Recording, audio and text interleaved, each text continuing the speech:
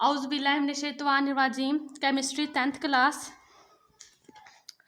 सबसे पहला हमारा चैप्टर है केमिकल इक्विलिब्रियम 9.1। सबसे पहले आज हमारा जो टॉपिक है वो है रिवर्सिबल रिएक्शन।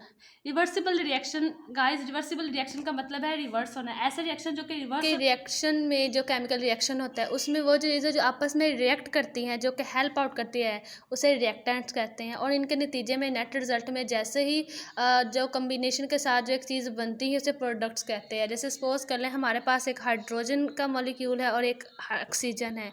हाइड्रोजन जब ऑक्सीजन आपस में कंबाइन करेंगे तो इनके रिजल्ट में वाटर बनेगा जो कि एक प्रोडक्ट है, और हाइड्रोजन और ऑक्सीजन हमारे पास रिएक्टेंट्स हैं। अब आप एक बात नोट करिएगा कि हाइड्रोजन और ऑक्सीजन जब कन्वर्ट इनटू प्रोडक्ट्स होते हैं तो हम एक एरो से शो करते हैं। इट मीन्स डैट कि ये इरिवर्सिबल रिएक्शन है। अगर हम एक सिंगल एरो से शो करेंगे तो ये इरिवर्सिबल रिएक्शन है। अब नेक्स्ट अगर देखें तो अगर प्रोडक्ट्स दोबारा कन्वर्ट रिएक्टेंट्स में हो जाए, मतलब अगर प्रोडक्ट्स आपके पास है और वो दोबारा कन्वर्ट इनटू रिएक्टेंट्स हो जाएं तो ये हमारा रिवर्सिबल रिएक्शन है।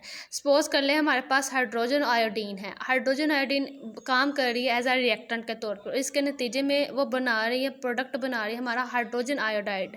2 हमने इसलिए लगाया है क्योंकि ये स्टेबिलिटी को शो करता है। वो फिर फर्दर मैं आपको बताऊंगी।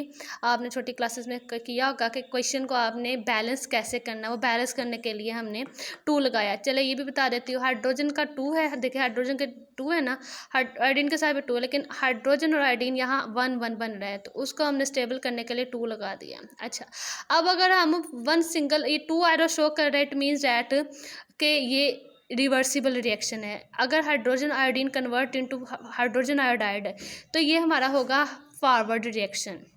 और अगर अगेन हाइड्रोजन आयोडाइड दोबारा कन्वर्ट होता है और हाइड्रोजन और आयोडीन बना देता है तो ये रिवर्स रिएक्शन है। अच्छा, अब हमें पता कैसे चलेगा कि आया कि रिएक्शन फॉरवर्ड हो रहा है, रिवर्स हो रहा है? अगर तो आयोडीन का जो एक्चुअल कलर है वो पर्पल है, अगर तो इसका पर्पल कलर डिसअपियर हो रहा है, ख़त्म हो रहा है, बेरंग हो रहा है, तो इसका मतलब ये हुआ कि ये रिएक्शन फॉरवर्ड है, मतलब कि रिएक्टेंट्स प्रोडक्ट्स में कन्वर्ट हो रहे हैं। और